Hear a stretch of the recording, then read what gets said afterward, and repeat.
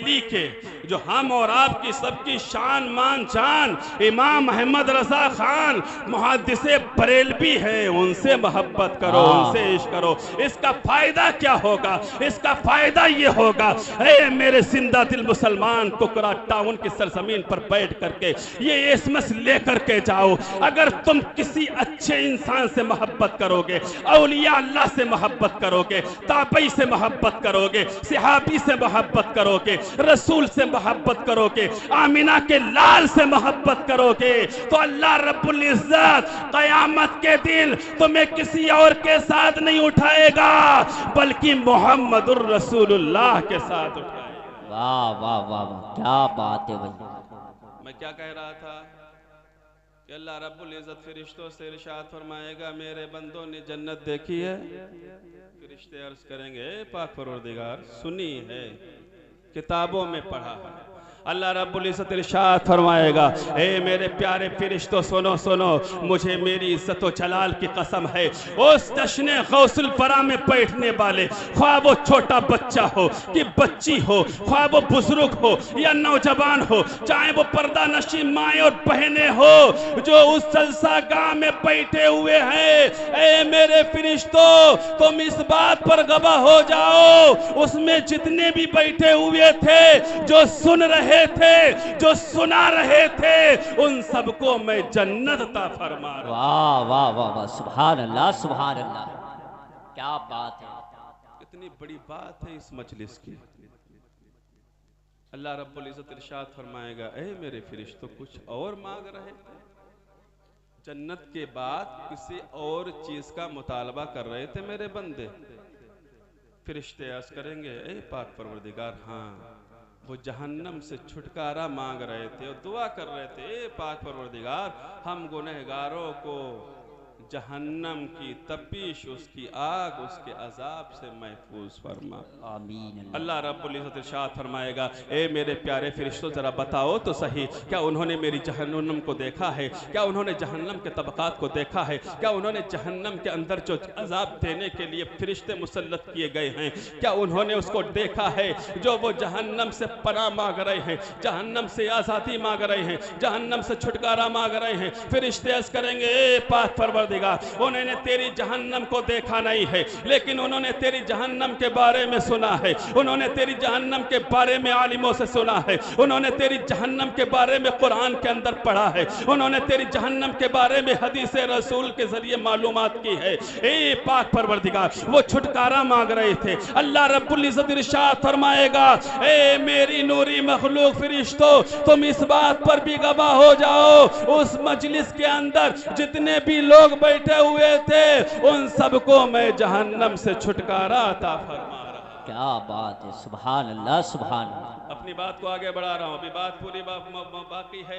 हजूर गौसे आदम रजी अल्लाह तआला अन्हु की चुकी है शान, उनकी निस्बत से ये मजलिस मुनक़िद की गई है, इसलिए मैं गौसुल आज़म की तरफ जल्दी जल्दी बढ़ रहा हूँ, उनके बयान की तरफ। आखिरी बात बयान करके मैं सीधे अपनी बात के ऊपर आता हूँ। अल्लाह अकबर। अल्लाह रब्बुल इज़्ज़त फिर फरिश्तों से पूछेगा, ए फरिश्तों ज़रा ये तो बताओ, जन्नत और जहन्नम के बाद में भी कोई चीज़ मांग रहे थे? फरिश्ते अर्ज़ करेंगे, ए पाक परवरदिगार उस मजलिस के अंदर जितने लोग बैठे थे वो दुआएं मांग रहे थे, ए अल्लाह हम गुनाहगार हैं, सियाकार हैं, बदकार हैं, खताकार हैं, अपने महबूब बंदों के वसीले से, अपने फजलो करम से हम सबकी बख्शिश फरमा, हम सबकी मगफरत फरमा।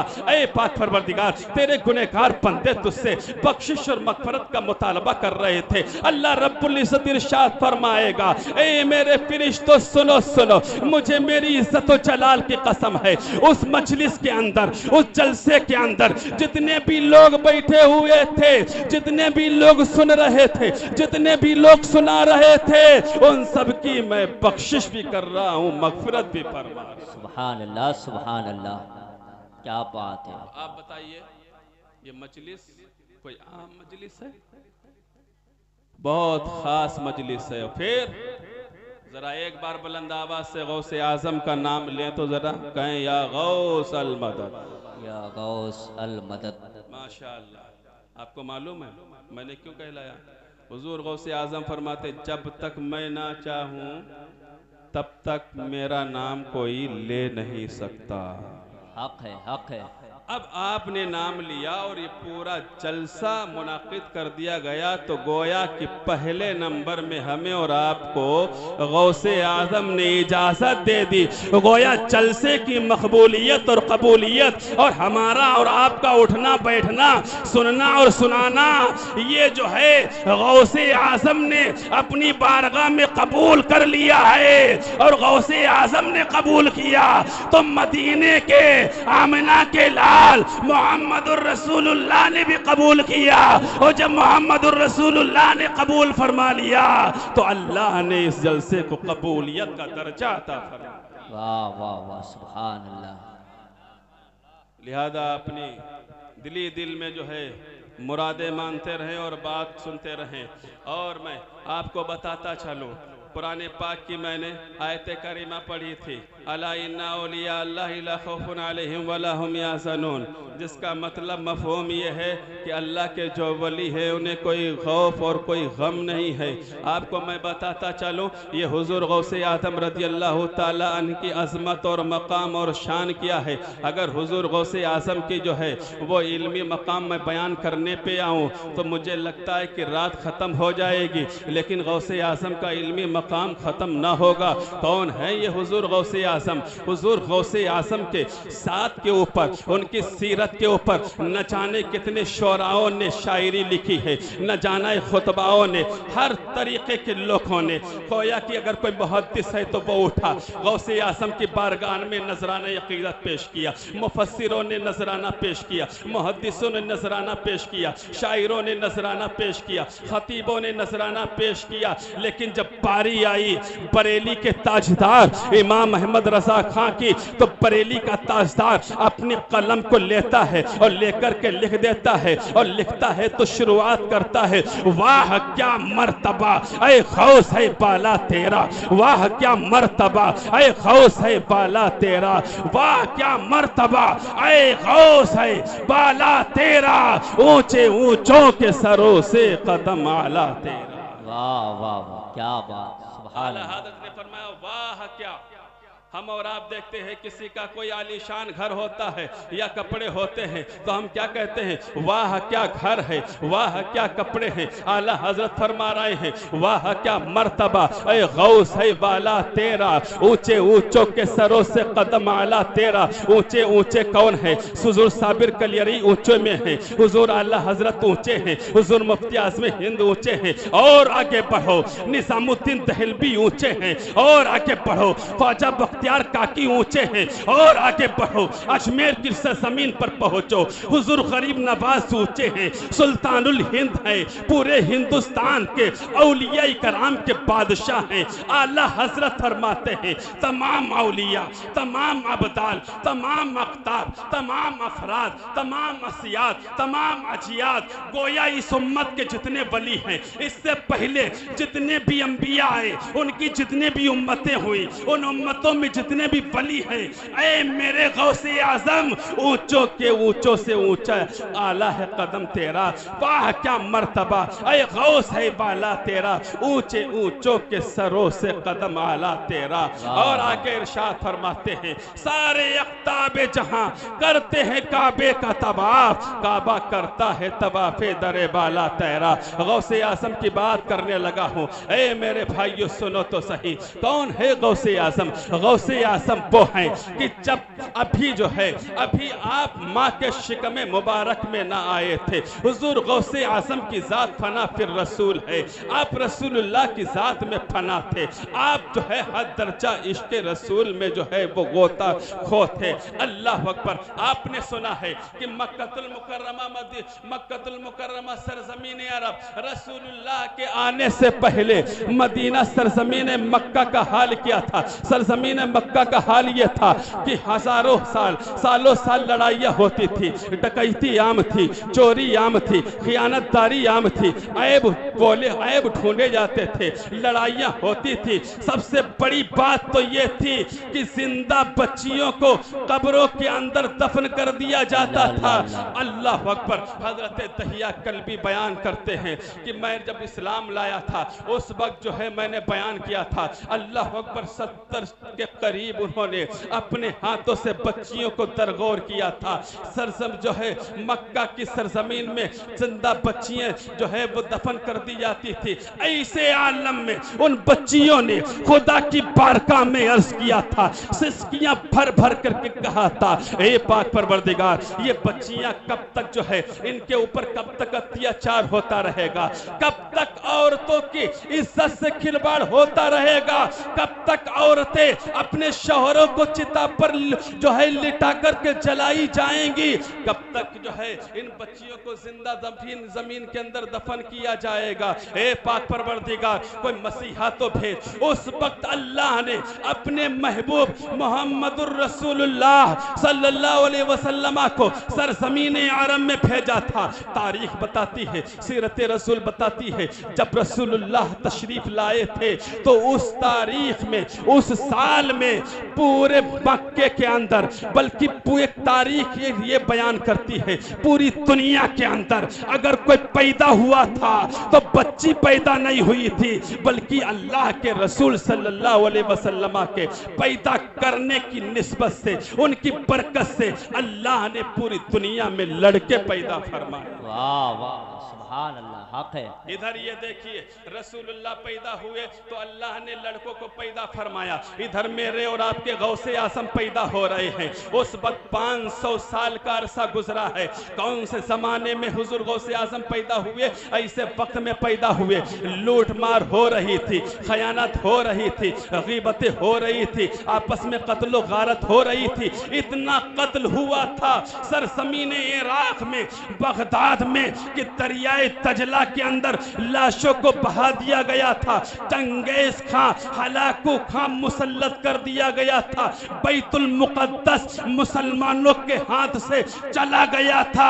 ऐसे दौर में जब मुसलमानों ने अल्लाह की बारगाह में अपने हाथों को उठा करके बारगाह रब्बुल इज्जत में अर्ज किया, ए पाक परवरदिगार, तेरे महबूब के आने से पहले जो दुनिया का मंजर था वही मंजर आज इराक की सरजमीन पर आए, वही मंजर बगदाद की सरजमीन पर आए। लूट मारी हो रही है, कत्लो गारतगरी हो रही है, चंगेज खां मुसल्लत हो गया है, हलाकू खां ने तमाम चीजें तबाह बर्बाद कर डाली है। ए पाक परवरदिगार, बैतुल मुकद्दस हम मुसलमानों के हाथ से चला गया है। ए अल्लाह, मुसलमानों पर करम फरमा, कोई अपने बंदे को भेज दे जो हमें सीधी रास्ता दिखा दे। तारीख गवाह है, उस वक्त हुजूर अल्लाह रब्बुल इज्जत ने बड़े पीर, दस्तगीर, रोशन ज़मीर, हमारे और आपके आका सरदार बगदाद हुजूर गौसे आजम को दुनिया के अंदर पैदा फरमाया। वाह वाह वाह, सुभान अल्लाह, सुभान अल्लाह, क्या बात है भाई। इधर अल्लाह के रसूल सल्लल्लाहु अलैहि वसल्लम जब शिकम में मादर में थे, हजरत आमिना की शिकम में, हजरत आदम पहले महीने में आए, खुशखबरी दी। मैं ये दिखाना चाहता हूँ कि गौसे आजम फना फिर रसूल कैसे थे। रसूलुल्लाह जैसे वक्त में आए वैसे ही वक्त में अल्लाह ने हजरत गौसे आजम को पैदा फरमाया। और मैं आपको बताता चलूँ, तारीख बताती है कि उस वक्त बगदाद शरीफ के अंदर जिस साल अल्लाह ने हजरत गौसे आजम को पैदा फरमाया था, एक तारीख, एक रिवायत ये है कि पूरे बगदाद के अंदर, और एक रिवायत ये है कि बगदाद के कुर्बो चवार में उस साल अल्लाह ने हजरत गौसे आजम की पैदाइश की बरकत से तमाम अहले बगदाद के घरों में लड़के पैदा फरमाए। सुभान अल्लाह, सुभान अल्लाह। रसूलुल्लाह तशरीफ लाए, अल्लाह ने लड़के भेजे। हजरत गौसे आजम जिस साल पैदा हुए, उस साल जहां जिस घर के अंदर पैदाइश हुई, लड़के की पैदाइश हुई और गौसे आज़म की बात आई। सुनो सुनो, गौसे आज़म कौन है?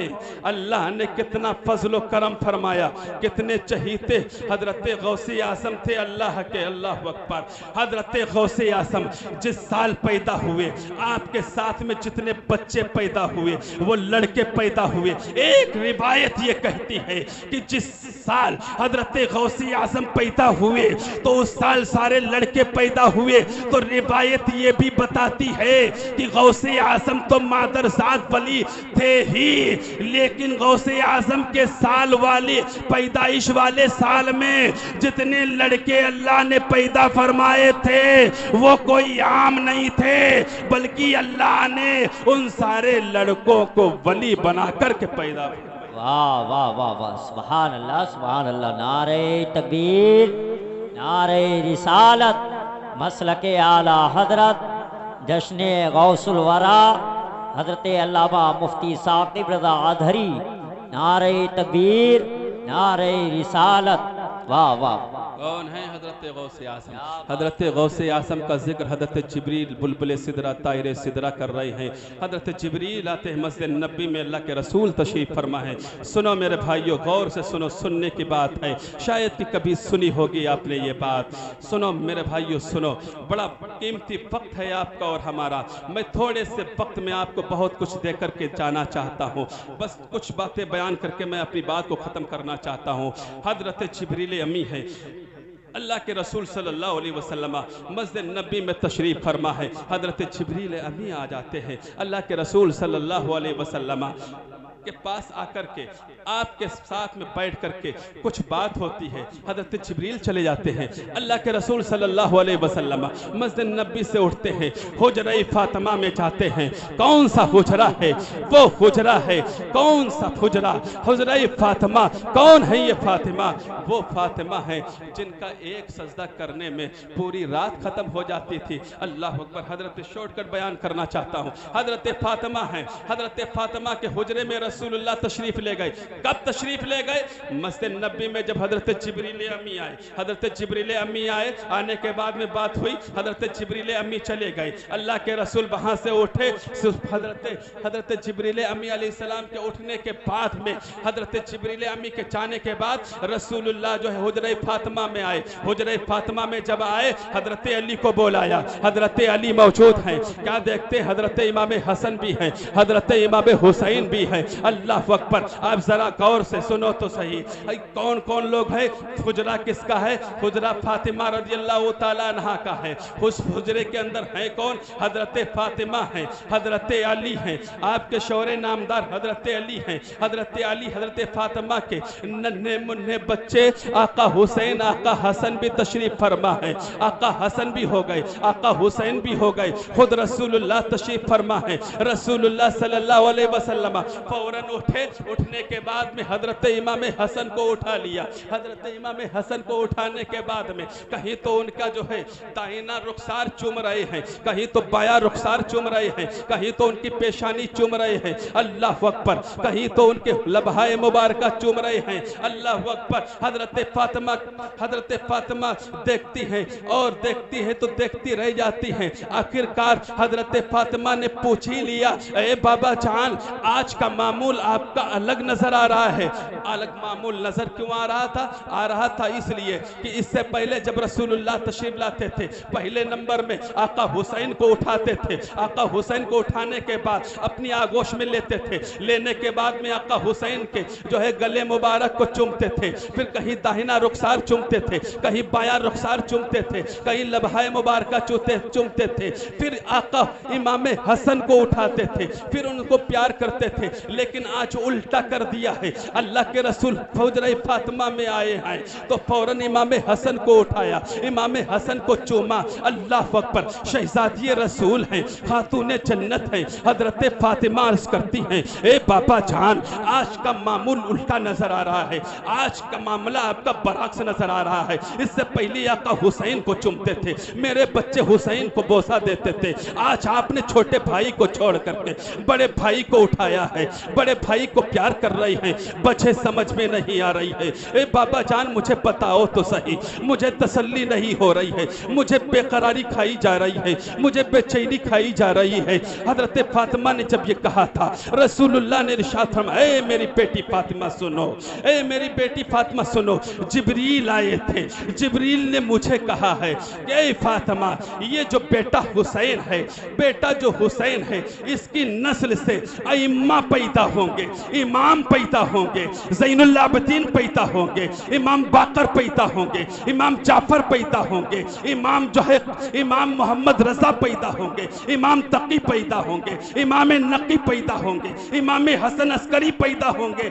लेकिन फातिमा मेरी लाडली बेटी, मेरी बेटी फातिमा सुनो, ये इमाम हुसैन को चूमने का मकसद ये है, अभी हजरत जिब्रील अमी आए थे, उन्होंने कहा था, ऐ मेरे आका, तुम्हारी शहजादी के दो लगते जिगर हैं, आका हसन है, आका हुसैन है, लेकिन याद रहे अल्लाह रब्बुल इज्जत इमाम हसन की औलाद में एक ऐसा बेटा पैदा फरमाएगा, ऐसा बेटा पैदा फरमाएगा जिसका नाम गौस अब्दुल कादिर जिलानी होगा, और उसका मकाम, उसका मर्तबा या रसूल अल्लाह ऐसा होगा जैसा कि आपका मकाम तमाम अंबिया में है, तमाम रसूलों में है, ऐसा मकाम गौसे आजम का तमाम वलियों के दरमियान में। वाह वाह वाह वाह, सुभान अल्लाह सुभान अल्लाह।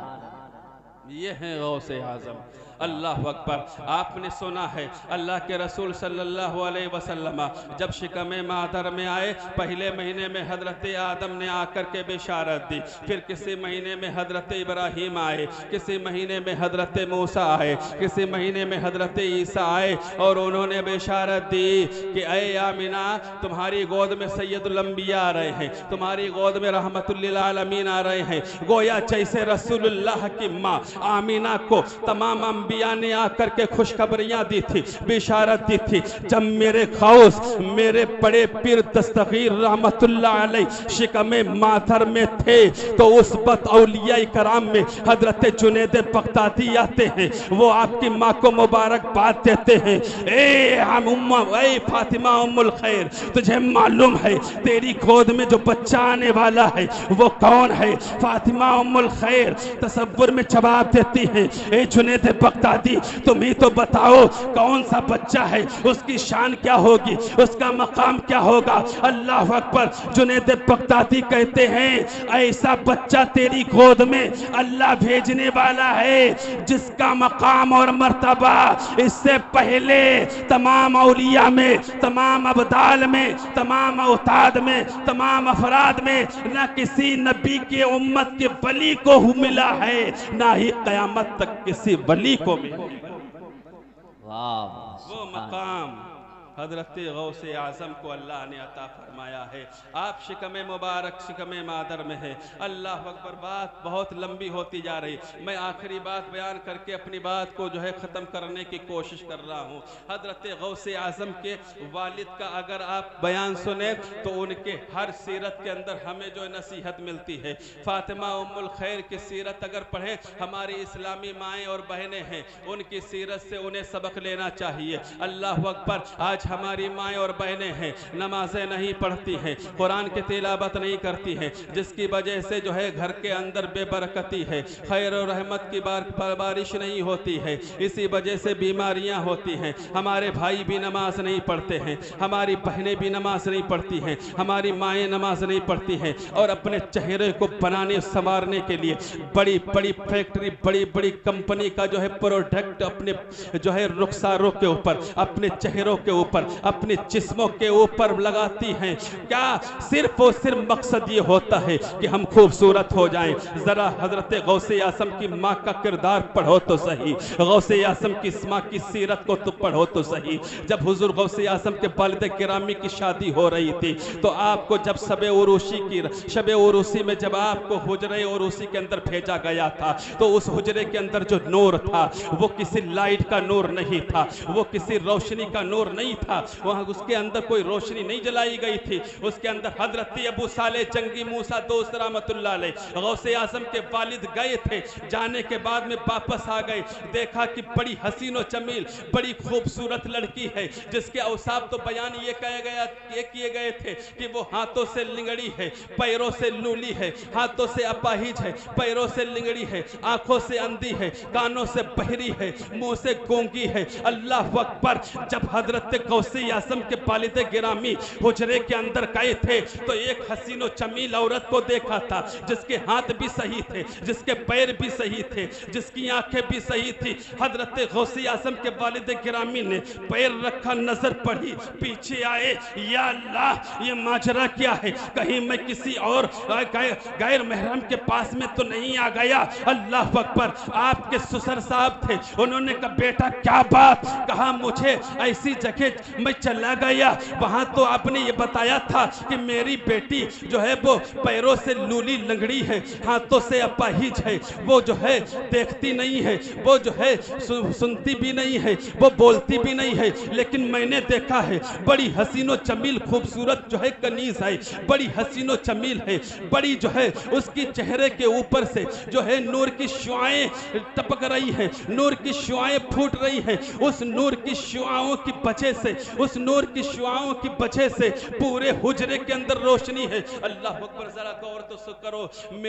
मेरी इस्लामी बहनों और माओ, जरा गौर तो करो उस वक्त कौन सा प्रोडक्ट चल रहा था जो गौसे आजम की माँ इस्तेमाल कर रही थी। वो गौसे आजम के माँ के चेहरे मुबारका से जो नूर निकल रहा था वो किसी क्रीम की बरकत ना थी, किसी पाउडर की बरकत ना थी, बल्कि अगर वो बरकत थी तो तिलावते कलामे इलाही की बरकत थी। अगर बरकत थी, अगर वो शुआएं थी, अगर वो चेहरे से जो है नूर निकलने वाला था तो वो किस वजह से? वो तहज्जुद के पढ़ने की वजह से था, वो नमाजों के पढ़ने की वजह से था, वो कुरान करीम की तिलावत करने की वजह से था। आज मैं अपनी इस्लामी बहनों को एक एक जो है रूहानी क्रीम दे करके जा रहा हूँ, एक रूहानी पाउडर दे करके जाना चाहता हूँ। वो रूहानी क्रीम पाउडर ये है, तुम कोई क्रीम इस्तेमाल ना करो, तुम कोई पाउडर इस्तेमाल ना करो, कोई क्रीम पाउडर तुम्हें जो है तुम्हारे चेहरे पर नूर पैदा नहीं कर सकता है। अगर तुम्हें अपने चेहरे पर नूर पैदा करना है और ऐसा नूर पैदा करना है कि जब तुम दुनिया में रहो तब भी तुम्हारा चेहरा दमकता रहे, जब तुम कब्र के अंदर रखी जाओ तब भी वो तुम जो है तुम्हारे चेहरे के नूर से तुम्हारी कब्रें रोशन हो जाएं, और जब तुम उठाई जाओ कब्रों से तब भी तुम्हारे चेहरे से वो नूर की शुआएं फूटे।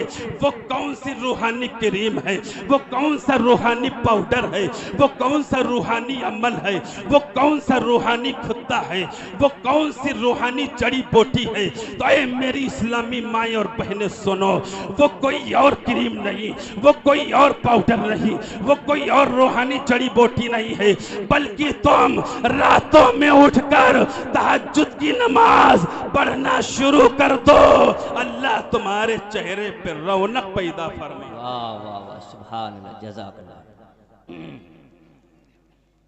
क्या बात है। अब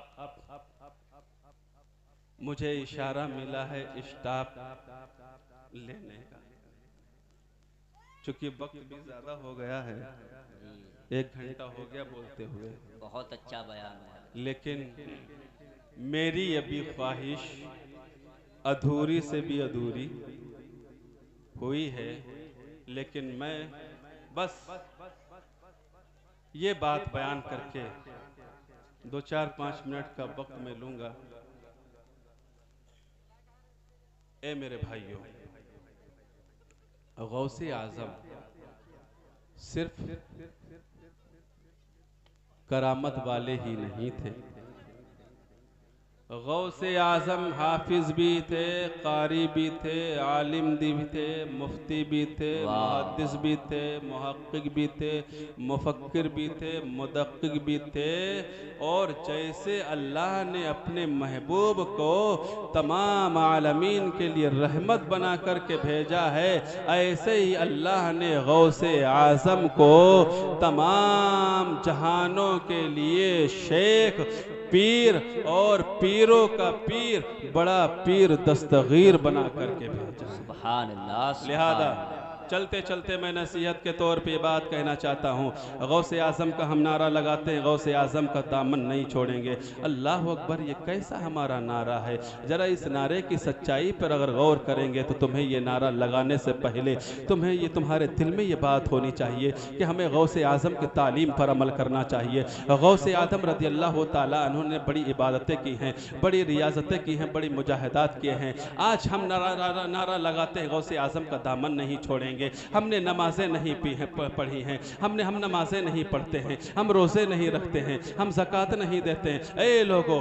क़यामत के दिन तुमसे सबसे पहले अगर किसी चीज़ के बारे में सवाल होगा, क्या तुम्हें मालूम है कि हमसे किस चीज़ के बारे में सवाल होगा? आपको मालूम होना चाहिए कि हमारा जो मकसद यहाँ आने का है वो मकसद है नमाज। अल्लाह की किताब कुरान करीम इरशाद फरमाता है, वमा खलक़तुल जिन्ना वल इंसा इल्ला लियअबुदून। ए लोगों, तुम कहाँ मशगूल हो, तुम कहाँ मसरूफ हो? तुम्हारी जिंदगी ये जिंदगी नहीं है कि तुम अपने काम काज में उलझ जाओ और शाम को 10-11 बजे रात में आकर के लेट जाओ और सुबह को उठो, बुरश और मंजन करो, निकल जाओ, फिर जो है दिन भर तड़पते रहो, मारे मारे फिरते रहो, अपने काम काज में लगे रहते रहो बस। और इसी तरीके से जिंदगी का हिस्सा गुजर जाएगा, कब्र में हमें रख दिया जाएगा, फरिश्ते आएंगे, क्या मामला होगा हमारे साथ? हम जानते हैं, हमने अपना मकसद ही नहीं जाना है। हमारा दुनिया के अंदर आने का मकसद क्या है? कुरान से हम पूछते हैं, ए कुरान जरा बता तो सही, हमारा दुनिया में आने का मकसद क्या है? कुरान तो ऐसी किताब है जिस किताब के अंदर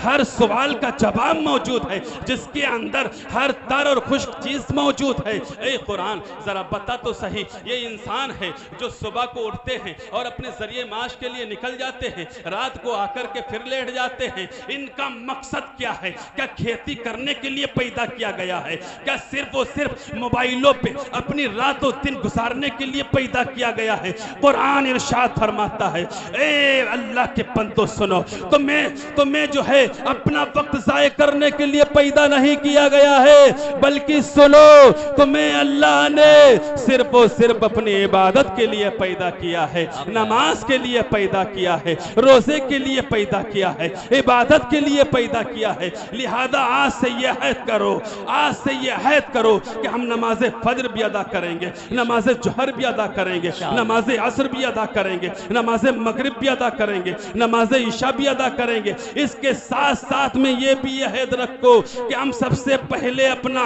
ईमान और अकीदा की हिफाजत करेंगे और दूसरों के भी ईमान और अकीदे की हिफाजत करने में मदद करेंगे। और नमाज पढ़ेंगे तो सुन्नी मस्जिद में पढ़ेंगे और सुन्नी सहीहुल अकीदा इमाम के पीछे पढ़ेंगे। हक है, हक है। नमाज के बाद कुरान भी पढ़ना।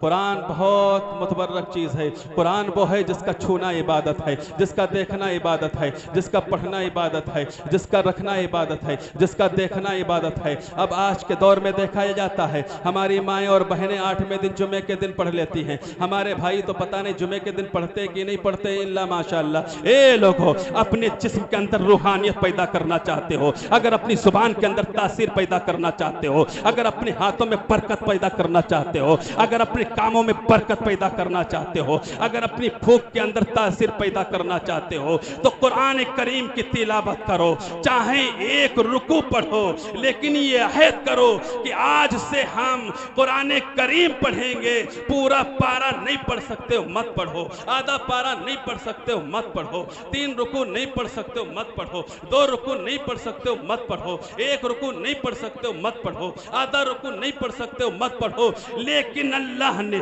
तुम्हें 24 घंटे दिए हैं। 24 घंटे में जब हम 2-4 घंटे अपने मोबाइल पर निकाल सकते हैं तो हम और आप ये अगर अहद कर लें कि रोजाना सुबह के वक्त कुरान करीम की 3 आयतें पढ़ेंगे तो अल्लाह हमें जरूर तौफीक अता फरमाएगा। और 3 आयतें करीमा पढ़ोगे तो अल्लाह उसके जरिए पूरे दिन का तुम्हारा हिसाब व किताब बेहतर फरमा। बेशक, सुभान अल्लाह।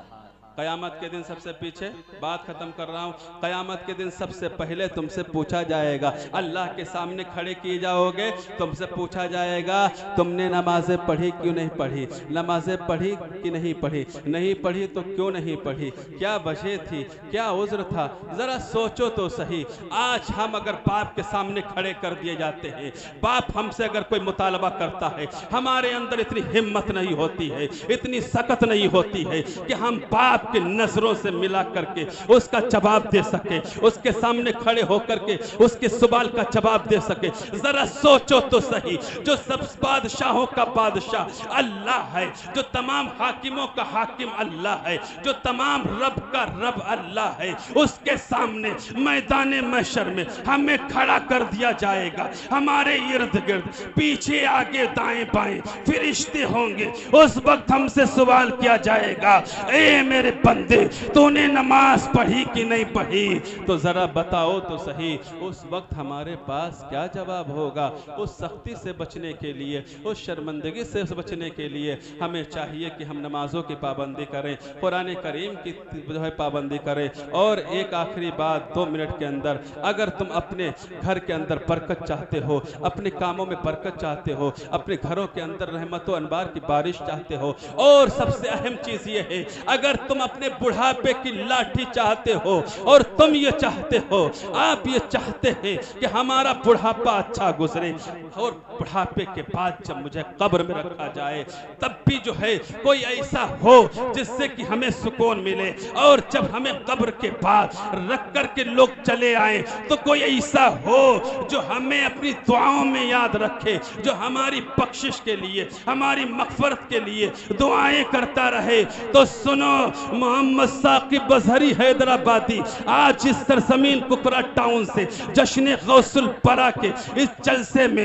इतने शोरा और खुतबा की मौजूदगी में आपको ये आखिरी बात दे करके, ये मैसेज दे करके जाना चाहता हूँ। इसके बाद कोई मैसेज नहीं दूंगा, ताकि ये मैसेज आप अपने दिलो दिमाग की तख्ती पर नश कर ले। अगर तुम अपने बुढ़ापे की लाठी और अपने कब्र में आराम और कब्र के बाद की जिंदगी में आराम चाहते हो तो अपनी औलादों में से किसी एक को हाफिज जरूर बनाना, कारी जरूर बनाना, आलिम दीन जरूर बनाना। अगर हाफिज होगा, कारी होगा, आलिम होगा, दुनिया में भी अल्लाह तुम्हारे ऊपर रहमत की नजर फरमाएगा, और जब हश्र फरमाएगा तो तुम्हारा हश्र सिद्दीकीन के साथ फरमाएगा, सालिहीन के साथ फरमाएगा, अच्छों के साथ फरमाएगा। वमा अलैना इल्लल बलाग। अस्सलामु अलैकुम व रहमतुल्लाहि तआला व बरकातुहू। अस्तगफिरुल्लाह रब्बी मिन कुल्ली दम्बि व अतूबु इलैह। एक बार बुलंद आवाज से कलमे तैयब का विर्द करें, ला इलाहा इल्लल्लाहु मुहम्मदुर रसूलुल्लाह सल्लल्लाहु तआला अलैहि वसल्लम।